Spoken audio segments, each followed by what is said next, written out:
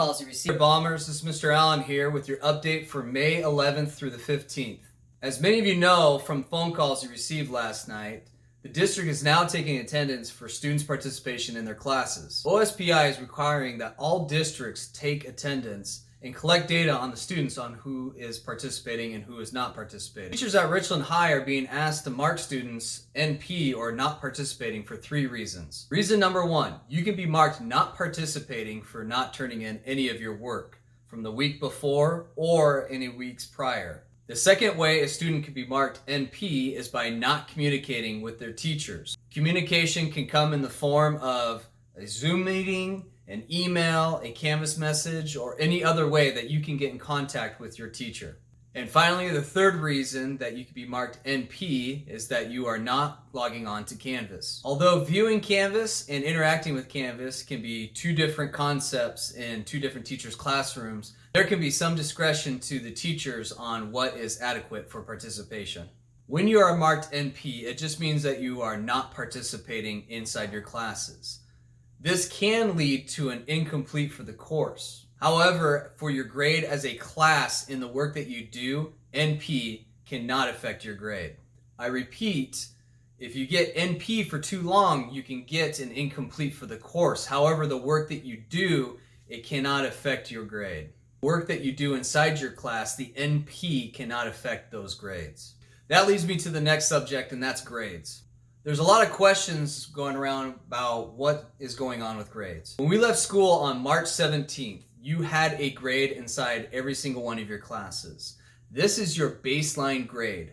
This grade that you received on March 17th is the lowest grade that you can get in the class, with one exception. That exception is that you don't do any of your homework. Students who are not participating, not turning in work, will get an incomplete. Now, the grade you had on March 17th, that grade continues on just like any other grade. In my class, you do assignments. Those assignments can either increase or lower that grade. By the end of semester, the student gets the higher of the 2 grades. So let's say if a student had a C+ when we left school before the pandemic, that student holds that grade, that C+ grade. Now, if they continue to do work since April 20th, that work can raise and lower their grade. When the end of the semester comes, as they continue to do work, if they get a B, then they get the B for the semester. However, if they don't do good work, and let's say they end up getting like a D in the class, you get the higher of the 2 grades. That means the student remains with the C+. Again, I want to reiterate, the only way that this grade that you have on March 17th can change is if you don't do any work at all inside your classes. This means too many missing assignments. As of today, teachers will start changing grades of students who are turning in no work or little to no work. They're going to start entering in an I or incomplete for their grades. The reason behind this is that many students are continuing not to do work without their parents knowing what's happening inside their classes. So if you notice a change in your grades and you see some of them marked I, this means that teacher is not receiving any of your work. The last topic for today is Zoom meetings. The teachers at Richland High have set a schedule for when we can meet with our students. That schedule is right here. The administration and teachers have set up a Zoom schedule for teachers to meet with their students without overlapping with other subjects. On Mondays and Tuesdays, language arts teachers meet during the 10, 12, 2, and 4 o'clock times. During the 11, 1, and 3 o'clock times, the science department will be holding meetings for their students. For Wednesday and Thursday at 10, 1, and 4 o'clock, the math department will be meeting with their students.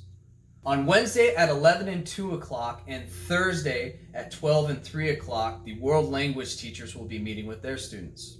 On Wednesdays at 12 and 3 o'clock and Thursdays at 11 and 2 o'clock, social study teachers will be meeting with their students. Fridays are reserved all day long for CTE, performing arts, and PE teachers to hold Zoom meetings. Now, the exception to Zoom meetings is that any time besides these times, teachers can have a Zoom meeting. That means prior to 10 o'clock or after 5 o'clock, or if there's some special time slot where teachers want to have something. This doesn't mean that you're going to have Zoom meetings every day at these times. And just to tack on to this video, I just got the notification right now there will be a school board meeting on Zoom tonight at 6:30. So feel free to go there with any questions or concerns that you have. Thanks, Bombers, and have a nice day.